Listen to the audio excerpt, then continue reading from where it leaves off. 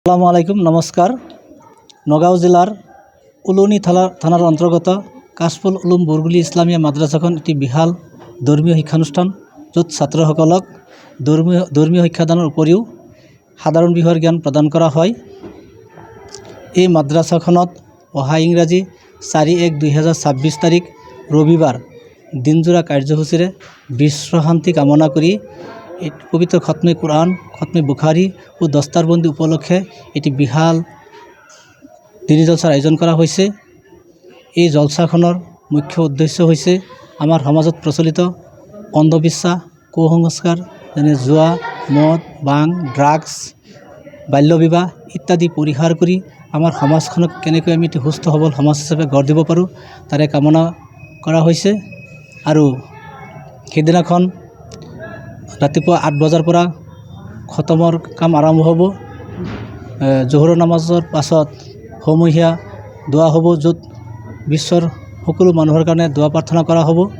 আৰু সন্ধিয়াৰ পাছৰ পৰা আমাৰ মুকলি সভাৰ কাম আৰম্ভ হ'ব। গতিকে ইয়াত এই সভাখনত আমি ইছলামিক ও সাধাৰণ বিষয়ৰ অভিজ্ঞ পণ্ডিতসকলক আমন্ত্ৰণ জনাইছোঁ। তেখেতসকলৰ বহুমূলীয়া ভাষণেৰে আমাৰ ৰাইজক আপ্লুত কৰিব।